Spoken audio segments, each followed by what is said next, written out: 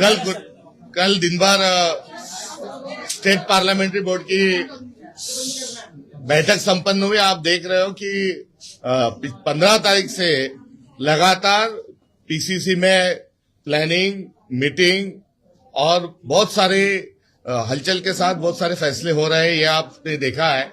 और ये साफ इशारा है कि आने वाले समय में परिवर्तन जो है वो सुनिश्चित है।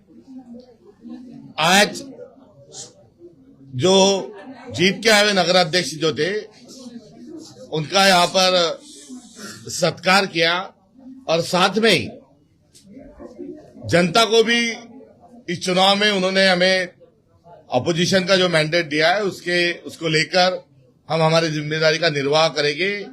ये भी आज हमने जनता को एक विश्वास दिलाया है। हम 41 जगहों पर जीत के आए, ये सच है, और उसके साथ साथ लगभग 100 जगह पर हम सेकंड नंबर है। ये भी एक कहीं ना कहीं कांग्रेस पार्टी का जो वजूद है उसे ये दर्शाता है। आज इस तमाम चीजों के साथ साथ पुणे के जो एक नेता है जो वहां पर राजनीतिक दल में, वो किसी राजनीतिक दल में थे और आज किसी राजनीतिक दल में है, ये बात अपनी जगह है, मगर एक एक्टिविस्ट के नाते, एक सभ्य इंसान के नाते और एक पोटेंशियल लीडर, ये उनकी जो पहचान है। वो प्रशांत जी भी आज कांग्रेस में उनका भी प्रवेश हुआ है और कुल मिलाकर कांग्रेस में इनकमिंग आउटगोइंग की बातें जो चलती थी उस चर्चा को हम पूर्ण विराम देना चाहते हैं, क्योंकि ये इनकमिंग और आउटगोइंग का मामला नहीं है। आज प्रशांत जगताप जी जो आए हैं वो विचारधारा के अनुसार आए हैं। शिवशाहू फुले अम्बेडकर जो पुरोगामित्व महाराष्ट्र का है उसी को लेकर वो काम करते हैं, और उस पुरोगामित्व की दूसरी जो पहलू है वो कांग्रेस पार्टी है। तो इस वैचारिक तौर पर मैं उनका स्वागत करता हूं। और भारतीय जनता पार्टी कांग्रेस मुक्त करने का उनका जो सपना था वो अभी पूरा नहीं हो सकता है। उनका पूरा संज्ञान उनको आ चुका है और कांग्रेस मुक्त भारत करने के चक्कर में उन्होंने भाजपा को ही कांग्रेस युक्त बना दिया है। ये विडंबना भी आज अपने चरण सीमा पर है। दूसरा उनका जो एजेंडा था वो 100% भाजपा, तो 100% भाजपा का प्रयोग उन्होंने शुरू कर दिया है और 100% भाजपा का प्रयोग करने में सबसे पहले चपेट में उन्हीं के जो मित्र पक्ष है वो आ चुके हैं। तो अभी 100% के चक्कर में भारतीय जनता पार्टी उनके अलायंस पार्टनर को खत्म करने के लिए आगे निकली है। ये कुल मिलाकर नगरपालिका और महानगरपालिका का चुनाव जो संपन्न हुए और जो लगे उसका ये आकलन है। ये अपने आप की भी विडंबना आपके सामने यहाँ पे रखते हैं। सर ये पुणे में अजित पवार जी और शरद पवार जी साथ में आ रहे हैं, वहां पर आपकी क्या भूमिका रहेगी? क्या कांग्रेस वहां पर साथ में लड़ेगी? ये कतई हम जो अजित पवार जी की जो एनसीपी है, जो एनसीपी को लेकर एक जमाने में देवेंद्र फडणवीस कहते थे कि राष्ट्रवादी शी होती, नहीं, और अजित पवार का क्या करेंगे, तो अजित पवार चक्की पिसिंग जो कह रहे थे, आज वो दल उनके साथ राज्य में बैठा हुआ है। मैं उसी को कोट इसलिए कर रहा हूं कि हम अजित पवार की जो एनसीपी है उसके साथ अलायंस नहीं करेंगे। लेकिन जो अजित पवार के साथ शरद पवार जी जा रहे हैं उनके साथ बाकी शहरों में आपकी अलायंस हो रही है, ये भी तो दोहरी राजनीति हुई। हम एनसीपी शरद पवार जी के गुट के साथ है और इंडिया अलायंस पार्टनर वो है, महाविकास आघाड़ी को लेकर भी वो थे।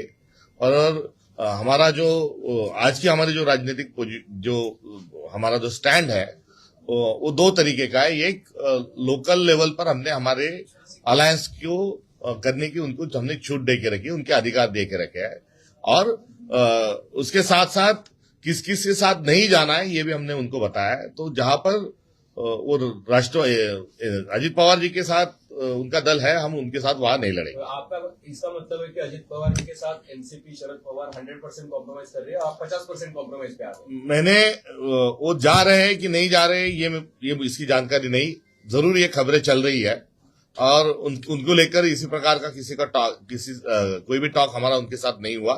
और वो उनका भी हमारे साथ जो बातचीत है राज्य स्तर पर कोई बातचीत नहीं चल रही है। रही बात कल जो हमारा पूरे स्टेट पार्लियामेंट्री बोर्ड हुआ, तो उसमें हम अकेले ही अपने बलबूते पे लड़ने का ज्यादा प्रयास ज्यादातर जगह पर हम कर रहे हैं। एनसीपी के साथ मिलकर जो चुनाव लड़ने वाली जो बात है, वो सांगली में जरूर वहां पर उनके साथ हम बड़े एक स्टेट लेवल और हमारे नेता जो है वहां के वो जा रहे हैं। अन्य जगह तो लगभग हम जैसे नागपुर हुआ, चंद्रपुर हुआ, अमरावती, अकोला, मराठवाड़ा की तमाम जगह पर और नॉर्थ महाराष्ट्र में हम लगभग हम अकेले ही जा रहे हैं। सर, आप बोल रहे हो कि शरद पवार के साथ आपकी युति है। सर, आप बोल रहे हो शरद पवार के साथ युति है, पर शरद पवार और अडानी एक ही मंच पे रविवार में एक ही मंच पे शरद पवार और अडानी एक साथ आते हुए दिख रहे हैं। कैसे देख रहे हो आप इस पूरी? अडानी का उनका जो एक देश लूटने का जो तमाम कारनामे जो है, उसको देखते हुए अडानी जो है ये राष्ट्रीय सेठ बने हुए हैं। और आज फिर अरावली को भी हम देख रहे हैं और देश किस तरफ दिशा में जा रहा है, तो उसमें रंगा बिल्ला भी हम कई बार कह देते हैं, हम दो हमारे दो भी कह देते हैं। ये सारे जो वक्तव्य जो है, वो वक्तव्य अपनी जगह, उसका जो राजनीतिक जो संदर्भ है वो अपनी जगह है, मगर कुल मिला के जो अडानी का जो देश लूटने का जो कुल जो गोरख धंधा चल रहा है, हम उसके खिलाफ हैं। तो रंगा बिरला शरद पवार और अडानी है क्या? जैसे आप, क्योंकि वो हर समय अडानी के साथ दिल्ली में जो बैठे हुए हैं उनको रंगा बिल्ला एक टिप्पणी के तौर पर ये कहा जाता है, और हम दो हमारे दो का भी जो इशारा है वो दिल्ली पर है। उसको अर्थ का अनर्थ न करिए, आपसे गुजारिश है। परंतु शरद पवार और अडानी हर वक्त एक साथ एक ही मंच पर आते हुए देखते हैं, उसको किस तरह देखते हैं आप? पुणे में आप और खासकर यूबीटी एक साथ जाने की कोशिश कर रहे हैं कि आपको बातचीत चल रही है? पुणे महापालिका की बात, वहां पर तमाम डायलॉग जो है वो वहां पर चल रहे हैं। हमारा वहां पर का देखो, हम जहां हम पूरी ताकत पे हम वहां लड़ रहे हैं। दूसरा, जो भारतीय जनता पार्टी को रोकने के लिए कुछ लोगों को, सविचारी को या हमारा इंडिया अलायंस वाले पार्टनर को लेना है, तो उसमें भी हमारा ऑप्शन खुला है। ऐसी स्थिति में लोकल हमारी लीडरशिप बातचीत इस प्रकार से सभी दलों के साथ कर रही है। वहां हमारे ऑब्जर्वर जो है सतीश पाटिल जी, ये भी चर्चा में सभी के साथ बातचीत कर रहे हैं, मगर वहां कुल मिला के जो है हम घड़ी के साथ नहीं जा रहे। पिंपरी चिंचवड़ में हमारा संगठन के तौर पे बहुत चैलेंजेस है। वहां पर हमारी पार्टी को लेकर पिछले दिनों में हमने और ज्यादा कोशिश के साथ उसको वहां उभारना चाहिए था, उसमें हम कहीं ना कहीं चुके। इसलिए वहां हमारी जो संख्या बल है उसको देखकर हम सही फैसला करेंगे। औरंगाबाद में राशिद बाबू कभी आपकी पार्टी हुआ करते, बाद में यूपीटी में चले गए। खासकर उनके यूपीटी में जाने के बाद अब बीजेपी यूपीटी को टारगेट करती है कि मामू की पार्टी हो चुकी है, जिस तरह के एलिगेशन से आरोप उनके पर रह चुके हैं। आज क्रिसमस की जो एडवर्टाइजमेंट भारत सरकार ने जो दी है, वो आपके सवाल का शायद जवाब हो सकती है। अब गणपति जी को सांता क्लॉज दिखाने का जो पाप है वो भारत सरकार ने किया है, और पोलराइजेशन करने में वो हमेशा बढ़ चढ़कर दूसरों की खामियां ढूंढने में या विविधता में एकता ही भारत की विशेषता को हटाने के लिए वो कुछ ना कुछ खेल करते रहते हैं। अब उन्होंने क्रिश्चियन वोटों की सौगात के लिए अब गणपति को भी उन्होंने सांता क्लॉज बना दिया है।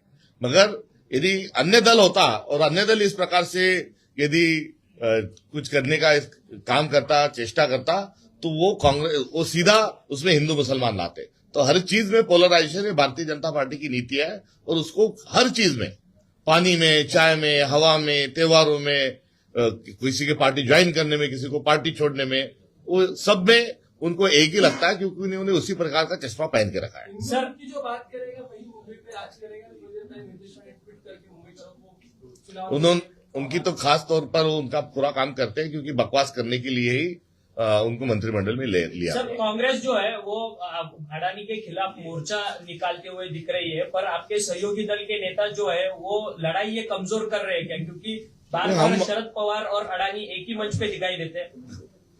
किसी के साथ कोई व्यक्तिगत मिलता है तो वो उनकी व्यक्तिगत बात है। राजनीतिक तौर पे हमारा दल और उनका दल अलग है। हमारे दल में हमने पूरी तरीके से ये जो शोषण पर आधारित और पर्यावरण को खत्म करने की और गणतंत्र को खत्म करने की जो बात अडानी की तरफ से है, हम उसकी निंदा ही नहीं करते, तो उनके खिलाफ हम जो लड़ाई है वो लड़ते रहेंगे। शरद पवार जी ने शिवशाहू फुले आंबेडकर का विचार छोड़ा है क्या? क्योंकि उसी वजह से प्रशांत जगताप जी यही कारण देकर आपके पक्ष में आए और आप कई जगहों पर उनके साथ एक साथ लड़ रहे हैं, तो आप भी इसमें शामिल हो गए क्या विचारधारा छोड़ने में? विचारधारा की हम सब विचारी पक्ष में उनको हम बहुत पूरी तरीके से हमारा विश्वास है कि वो हमारे समविचारी है, मगर हमारा दल और उनका दल अलग है। उनके दल में क्या नीति होना चाहिए, किसके साथ जाना चाहिए, उनका अधिकार है। हम उनको नहीं बोल सकते और वो हमें नहीं बोल सकते। पुणे में एमएनएस के साथ कांग्रेस की क्या रणनीति रहेगी? जैसे आपने कहा कि यूबीटी के साथ डायलॉग चल रहा है, इस प्रकार से कोई प्रस्ताव पुनः की तरफ से नहीं आया है, इसलिए कोई रणनीति और नीति तय करने की आवश्यकता नहीं। दोनों राष्ट्रवादी कांग्रेस खासकर पुणे में कहे उनके साथ आने की बात चल रही है, क्या है लॉन्ग टर्म की रणनीति को भी आप देखते हैं दोनों साथ हो सकते हैं और कांग्रेस की बात करेगा? लॉन्ग टर्म शॉर्ट टर्म की बात नहीं, हम तो हमेशा से ही जो है वो विचारधारा के साथ हम कायम है। जब महाविकास आघाड़ी भी बनी तो हम शिवसेना के साथ सीधे नहीं चले गए थे, तो हमारा एक कॉमन मिनिमम प्रोग्राम हुआ था, एक अंडरस्टैंडिंग बनी थी और उस पर तीनों पार्टियों ने दस्तखत करने के बाद हम गए। तो इसलिए हमारे लिए विचार जो है वो महत्वपूर्ण है, संविधान का संरक्षण संवर्धन महत्वपूर्ण है और उसी लाइन पर हम परमानेंटली चला करेंगे। बार क्वेश्चन डिस्कशन नहीं हो सकता। नेक्स्ट क्वेश्चन डिस्कशन नहीं हो सकता। Next question. मुंबई में थोड़ी देर पहले जयंत पाटिल मिलने गए हुए हैं उद्धव ठाकरे से, खासकर मुंबई में डिस्कशन नहीं हो सकता, यहाँ आप अकेले ही लड़ रहे हैं। नहीं, कुछ मैंने तमाम चीजों की बातचीत हो गई, मगर आए दिन ऐसे लग रहा मुझे समझ में आ रहा है कि जैसे चुनाव और कुछ चीजें आ जाती है तो एक टूल किट सामने आ जाती है और फिर उसी फ्रेम में ही सवाल बार बार लगातार पूछे जाते हैं। एक ही सवाल का अलग अलग ढंग से जवाब देने के को लेकर भी प्रयास होते रहते हैं। मेरा अनुरोध है कि हमारा राजनीतिक दल है और उसमें जो बात हमारी है वो जो पूरी स्पष्टता के साथ रखी है उसका आप स्वीकार करें।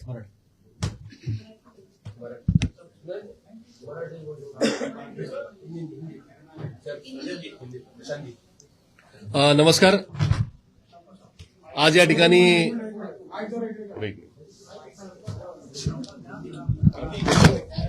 Hindi okay, no problem. नमस्कार. काय करू? हिंदी करा मग मराठी.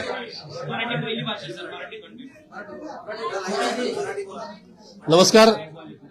आज या ठिकाणी काँग्रेसचे सन्माननीय प्रांताध्यक्ष आमचे नेते माननीय श्री आदरणीय हर्षवर्धनजी सपकाळ साहेब, ज्येष्ठ नेते माननीय मोहनदादा जोशी,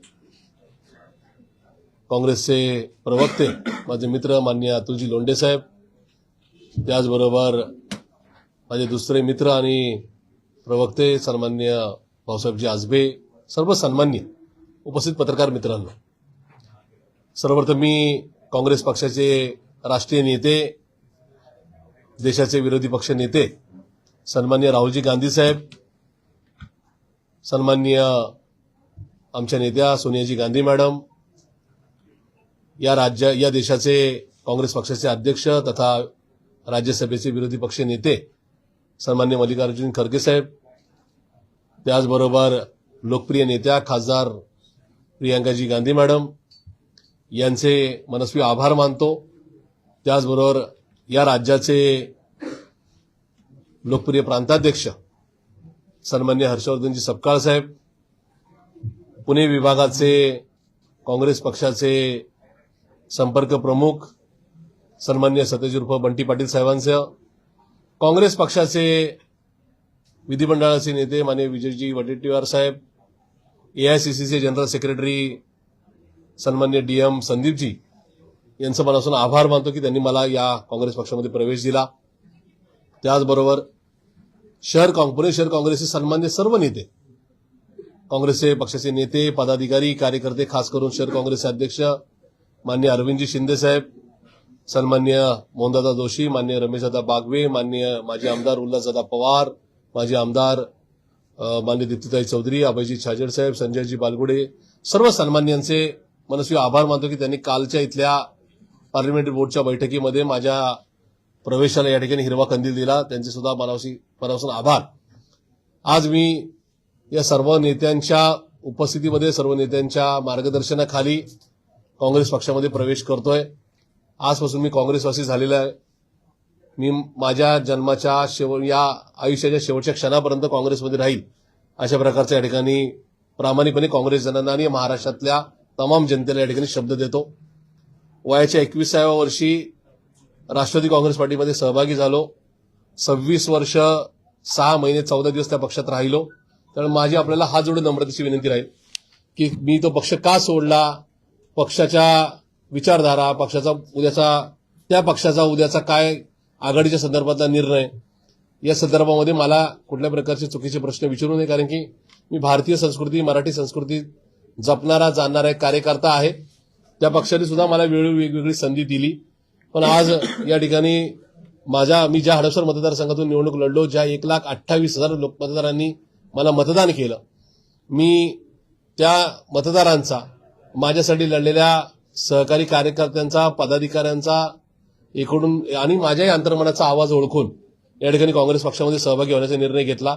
पुणेकरांसमोर जे मोठं आव्हान आहे, राज्यासमोर जे मोठं आव्हान आहे, देशासमोर जे मोठं आव्हान आहे, ते भाजपचं आहे, मनुवाद्यांचं आहे. आणि या सगळ्यांना रोखण्याकरता माझ्या मतदारांमध्ये चुकीचा गैरसमज जाऊ नये, माझ्या सहकारी कार्यकर्ते पदाधिकाऱ्यांमध्ये या ठिकाणी चुकीचा मेसेज जाऊ नये. एखाद्या छोट्या निवडणूक, म्हणजे महापालिकेची निवडणूक छोटी असते आणि मोठी सुद्धा असते, पण ती पुढच्या भविष्यकाळावर परिणामकारक ठरत असते. त्याच्यामुळे या सगळ्यांवर या संदर्भामध्ये माझ्या कुठल्या एका भूमिकेमुळे संशय निर्माण होऊ नये, उद्याची माझी राजकीय किंवा सामाजिक कारकीर्द या ठिकाणी चुकीच्या पद्धतीने चर्चेत येऊ नये. म्हणून या ठिकाणी ज्या काँग्रेस पक्षाला एक तब्बल 135 वर्षाची परंपरा आहे, ज्या काँग्रेस पक्षाला शिवशाहू फुले आंबेडकरांचा वारसा आहे, ज्या काँग्रेस पक्षाला नेहरूंची आणि गांधीजींची विचारधारा आहे, त्या पक्षामध्ये मी सहभागी होण्याचा निर्णय घेतला. पुन्हा एकदा सांगतो, सन्मान्य प्रांताध्यक्ष मान्य हर्षवर्धनजी सपकाळ साहेबांचे मी निश्चित आजन्म ऋणी राहील की त्यांनी मला काँग्रेस पक्षामध्ये प्रवेश दिला. मान्य बंटी पाटील साहेबांचा आभारी राहील. त्याच्यामुळे आज काँग्रेसमध्ये बिनाअट येत असताना उद्या काँग्रेस पक्ष निवडणुकीच्या निमित्ताने काय आघाडीची चर्चा करतोय, काँग्रेस पक्ष आघाडीच्या निमित्ताने काय निर्णय घेतोय, हे सर्वस्वी पक्ष नेतृत्व म्हणून त्यांनी आणि दिल्लीत बसणाऱ्या मंडळींनी निर्णय घ्यायचा आहे. त्या निर्णयाला माझी निश्चित संमती राहील. पुढच्या काळामध्ये पुणे शहरामध्ये पुन्हा एकदा काँग्रेस पक्ष नंबरला 1 आणून महाराष्ट्रामध्ये देश आणि पुण्यामध्ये खास करून भाजपने जे काय पुणे लुटलेलं आहे, भाजपने जे काय पुण्याचं वाटोळं केलंय, त्यासाठी काँग्रेस पक्ष एक सर्वोत्तम पर्यायी पक्ष किंवा प्रमुख पक्ष म्हणून कसा उभा राहील, यासाठी माझा नक्की प्रयत्न राहील. परंतु एक शेवटचा एक प्रश्नच आहे, कारण की 6 तासामध्ये तुम्ही काही प्रेझेंटेशन दिलं म्हटलं त्यानंतर नाही, माझी तुम्हाला विनंती राहील की ज्या पक्षामध्ये मी आज नाही, त्या पक्षाच्या संदर्भामध्ये मला कुठल्याही प्रकारचं स्टेटमेंट करायचं नाही. आज मी काँग्रेसवासी झालोय, तर काँग्रेससाठी मी काय करेन हा प्रश्न आपण नक्की विचारा. सर, मग तेच मी तुम्हाला विचारतोय. मग तुम्ही पूर्वी शिवशाहू फुले आंबेडकरांची विचारधारा नव्हती आणि आता लगेच शिवशाहू फुले पूर्वी सुद्धा शिवशाहू फुले आंबेडकरांची विचारधारा होती. आज सुद्धा काँग्रेसमध्ये मी येत असताना मी पुन्हा एकदा सांगतो की एखादा पक्ष आपल्याला वेळोवेळी एक संधी देतो. ती संधी दिल्यानंतर एका मोठ्या निवडणुकीला आपण सामोरं जातो. त्या निवडणुकीमध्ये ज्या पक्षाच्या विरोधात मी निवडणूक लढलो, अर्थात महायुतीतल्या या सगळ्या एका प्रमुख पक्षाबरोबर विरोधात मी निवडणूक लढलो, तिथं एक कार्यकर्त्यांची मोठी फौज ही माझ्यासाठी या ठिकाणी कार्यरत होती. त्याचबरोबर तब्बल 1,28,000 मतदारांनी माझ्या पाठीशी मतदान स्वरूपी पाठिंबा आशीर्वाद दिला. मधल्या काळामध्ये जे काय मागच्या 10-20 दिवसामध्ये घटना घडल्या, त्याच्यामुळे माझ्या कार्यकर्त्यांची कुचंबना व्हायला नको, माझ्या मतदारांची कुचंबना व्हायला नको म्हणून घेतलेला हा मी अंतर्मनाने साथ दिलेला हा माझा निर्णय. मग शरद पवारांनी विचारधारा सोडली काय शिवशाहू फुले? मुळात मी पुन्हा एकदा सांगतो, मान्य शरदचंद्रजी पवार साहेब हे या देशाचे मोठे लोकनेते आहेत. ते कालही मला श्रद्धास्थानी होते, आजही आहेत आणि उद्या सुद्धा राहतील. त्याच्यामुळे मान्य पवार साहेबांच्या संदर्भामध्ये कुठल्या प्रकारच्या या ठिकाणी स्टेटमेंट देण्याचा मला अधिकार नाही. कृपया करून मान्य पवार साहेब आणि सुप्रियाताई सुळे यांच्या संदर्भामध्ये मला कुठलाही प्रश्न विचारू नये. त्यांच्याबद्दल मला कालही आदर होता, आजही आहे आणि उद्या सुद्धा राहील.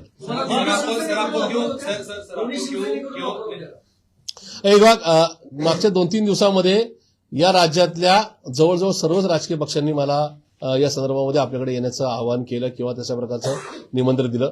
मी मान्य उद्धव साहेबांचे सुद्धा मनापासून आभार मानतो की त्यांनी मला या संदर्भामध्ये माझ्याशी चर्चा केली. पण मी काँग्रेसी विचाराचा पाईक आहे. म्हणजे मी राष्ट्रवादी काँग्रेस पार्टीमध्ये होतो, काँग्रेसी विचार माझ्या या ठिकाणी रोमारोमात होता. मी शिवशाहू फुले आंबेडकरांची विचारधारा मानणारा आणि त्याप्रमाणे रोज रस्त्यावर उतरून संघर्ष करणारा कार्यकर्ता आहे. मला आज वयाच्या 47व्या वर्षी पुढची 30 वर्षाची खुणावत आहेत ती एवढीच आहेत की आपल्याला या राज्यातून, या देशातून भ्रष्टाचारी, जातीवादी, धर्मवादी मंडळी हटवायची, मनुवादी वृत्ती हटवायची. त्याच्यासाठी मला काय मिळेल यापेक्षा या राज्याला, माझ्या शहराला, माझ्या राज्याला, माझ्या देशाला एक चांगली निकोप लोकशाही मानणारा किंवा प्रस्तावित करणारा एक पक्ष चांगला मिळेल आणि तो पक्ष काँग्रेस पक्ष असेल. एवढेच डोळ्यासमोर ठेवून मी पक्षामध्ये येत आहे. शरद पवारांचा पक्ष जातीयवादी पक्षांबरोबर गेलाय का सध्या? मला त्या संदर्भात राष्ट्रवादी काँग्रेस पार्टी किंवा माननीय माझे जे पूर्वाश्रमीचे नेते आहेत या संदर्भात काहीच प्रश्न विचारू नये. मी आज आणि माझ्या आयुष्याच्या अखेरच्या क्षणापर्यंत या संदर्भामध्ये आचारसंहिता बाळगेल. त्यामुळे कृपया या संदर्भात मला अडचणीत आणण्याचा प्रयत्न करू, एवढी माझी नम्र विनंती. अडचण म्हणजे काहीच नाहीये. असं आहे की एक कुटुंब म्हणून आपण राहतो, या ठिकाणी कुणाबरोबर विरोध नसतो. एकच मिनिट, मी असा खुलासा करतो आतोजी. मी आज काँग्रेसमध्ये आलो तर आज काँग्रेस पक्ष हा माझा परिवार झालेला. त्यामुळे मी मागच्या एका पक्षामध्ये परिवार म्हणून राहिलो आणि आज मी काँग्रेसमध्ये आलो म्हणून त्या ठिकाणी कुठेतरी त्यांना टार्गेट करणं किंवा त्यांना चुकीचं बोलणं असं माझ्या जीन्समध्ये नव्हतं, नाही आणि उद्या सुद्धा नसेल. त्यामुळे त्याचा कुठेतरी अर्थार्थी गैरअर्थ लावू नका. मी काँग्रेस पक्षासाठी काय करेल, महाराष्ट्रातल्या नका तमाम महाराष्ट्रीयन माणसांसाठी काय करेल, हाच माझा इरादा आहे. सर, हिंदी में बताइए कि आपने कांग्रेस ज्वाइन की है, क्या इरादा है और आपको कांग्रेस ज्वाइन करने की नौबत क्यों आ रही है? देखिए, पुणे महाराष्ट्र का, देश का एक बड़ी सिटी है. पूना आज डेवलप हुआ आपको दिखता है, लेकिन इसमें कांग्रेस पक्ष का बड़ा योगदान रहा है. राज्य में और देश भर, यानी महाराष्ट्र में और देश का भी जो आज डेवलपमेंट दिख रहा है वो क्या 10-11 सालों में मोदी जी के नेतृत्व में नहीं हुआ है, वो कांग्रेस पक्ष ने ही किया है. जिसमें स्वर्गीय पंडित जवाहरलाल नेहरू जी से लेकर स्वर्गीय मनमोहन सिंह जी प्राइम मिनिस्टर रह चुके, उन्होंने किया है. और मुझे ऐसे लगता है कि आज पूना जो बिगड़ रहा है, महाराष्ट्र जो बिगड़ रहा है, देश में जो एक काफी गंभीर हाल है, उसको फिर से एक बार ट्रैक पर लाने के लिए कांग्रेसी विचारों की जरूरत थी. मेरी जो कॉन्स्टिट्यूंसी है, जहां पर मैं मतदाताओं के सामने गया, जहां पे मतदाताओं ने बड़े तादाद से करीबन 1,28,000 वोटों से मुझे वो वोट देकर विधानसभा तक पहुंचाने का प्रयास किया. लेकिन दुर्भाग्यपूर्ण जहां पे ईवीएम मशीन और बाकी सारी जो चीजें, यानी वोटर मशीन लिस्ट में जो गड़बड़ी हुई, उसके वजह से मैं वहां पर पहुंच नहीं पाया. और कल अगर मुझे वापस फिर 2029 के चुनाव में आगे जाना है तो वहां पे मेरा चेहरा क्या रहेगा, मेरी विचारधारा क्या रहेगी, ये सोचकर, और अगर मैं एक छोटे चुनाव के लिए कुछ गड़बड़ करता हूं तो आगे जाके वो मतदाता, वो मेरे सारे साथी जिन्होंने मेरे लिए काम किया है, उनमें कोई गलत मैसेज न जाए, इसीलिए मेरा ये आज का फैसला है. कॉम्प्रोमाइज किया पार्टी ने, इसलिए आपको ये फैसला लेना पड़ा कि देखिए, जिस पार्टी में मैं 26.5 साल रहा, वो उस पार्टी का आगे उनकी नीति क्या रहेगी, उनकी जर्नी क्या रहेगी, उस बारे में अभी मैं उस पार्टी में नहीं हूं, इसलिए मुझे उसकी में कोई टिप्पणी नहीं करनी है. और ना ही अभी मेरा कोई नैतिक अधिकार है कि पार्टी का अभी जो कुछ चल रहा है उस बारे में मैं कुछ बात शरद पवार जी ने खुद ही कहा था कि जातीयवादी शक्तियों के साथ अजित पवार गए. देखिए, कांग्रेस में मेरा आज पहला दिन है, तो कांग्रेस, जैसे मैं पूरा पिछली पार्टी में 26.5 साल था, तो 26.5 साल के बड़े एक्सपीरियंस की वजह से मुझे वहां पर कुछ बात रखने का अधिकार था. आज वैसा नहीं है. मैं बड़े, यानी क्लियरली, बिना शर्त, कोई विदाउट कंडीशन में कांग्रेस में आया हूं. तो आज मेरे प्रांताध्यक्ष माननीय हर्षवर्धन जी सपकाल साहब है, वो जो निर्णय लेंगे, वो जो डिसीजन लेंगे, कहाँ पे किसी के साथ अलायंस करना है, तो वो मुझे आज मानना है और आगे भी मैं मानता रहूंगा. मुझे ऐसे लगता है कि डे फर्स्ट को मेरी ये जिद आप देखिए पूरी करो, इस तरीके की मांग रखना, यानी कहीं ना कहीं वो बचपना रहेगा. तो मुझे ऐसे लगता है कि कांग्रेस की विचारधारा बहुत बड़ी है. कांग्रेस जो भी फैसला लेगी, कांग्रेस के प्रांताध्यक्ष माननीय सपकाल साहब जो भी निर्णय लेंगे, उसमें मैं शामिल रहूंगा. अंकुश ठाकरे बापू पठारे अजित पवारांची भेट घेतल्या, रुपाली चाकणवर आहेत, त्या शुभेच्छा द्या. नाही, मला या ठिकाणी मुळातच माझ्या मूळ राजकीय पक्षाचे, जुन्या पूर्वाश्रमीच्या राजकीय पक्षाचे आणि त्याचबरोबर सगळ्या ज्येष्ठांचे मनस्वी आभार. त्यांच्याबद्दल शुभेच्छा किंवा बाकीच्या कुठल्याच गोष्टी मला विचारू नका. या संदर्भात फक्त नो कमेंट्स, एवढीच माझी प्रतिक्रिया. सर, संजय राऊत असं म्हणतात की जर भाजपला हरवायला जर सगळेजण एकत्र येत असतील तर त्याचं स्वागतच आहे. दोन्ही राष्ट्रवादी एकत्रित भाजप. मी काँग्रेस पक्षाचा कुठलाही मोठा नेता नाही. मी आज एक क्रियाशील आणि प्राथमिक सदस्य म्हणून नका या ठिकाणी बसलेलो आहे. त्याच्यामुळं राज्य, शहर या सर्व कुठली आघाडी करावी या संदर्भातल्या निर्णय प्रक्रियेमध्ये मी नाही. जो पक्ष निर्णय घेईल त्या निर्णयाबरोबर मी राहील. प्रशांतजी, तुम्ही सुप्रिया सुळेंसोबत मन की बात केली किंवा तुमच्या समस्या सांगितल्या, तुमचं समाधान झालं नाही का? कारण तुम्हाला पक्षप्रवेश आता- हे मुळात मी परत एकदा सांगतो, पुन्हा एकदा सांगतो, या ठिकाणी मी पुन्हा एकदा सांगतो, माझे श्रद्धास्थान माननीय पवार साहेब हे काही राजकारणापुरते मला पद देण्यापुरते नव्हते. ते काय त्यांच्यावर कायम श्रद्धा राहील, तोच आदर कायम राहील. मान्य सुप्रिया सुळे ताई ह्या ज्या माझ्या नेत्या होत्या त्यांच्यावरील आदर कायम राहील. त्यामुळे मी त्या पक्षात असताना त्यांनी माझ्याशी जी चर्चा केली त्या चर्चेसाठी त्यांनी मला वेळ दिला, त्याबद्दल मी त्यांचा कायम ऋणी राहील. ती जी चर्चा झाली ती चर्चा मला असं वाटतं की पक्षस्तरावर इंडोर झालेली किंवा चार भिंतीच्या आत झालेली चर्चा आहे. त्या चर्चेचा आता कुठेतरी या ठिकाणी पुन्हा एकदा लोकांसमोर मांडणी करायचं मला वाटत नाही. त्यांनी चर्चेसाठी मला वेळ दिला, वेळोवेळी संधी दिली, त्याबद्दल त्यांचा मी ऋणी राहील. धन्यवाद.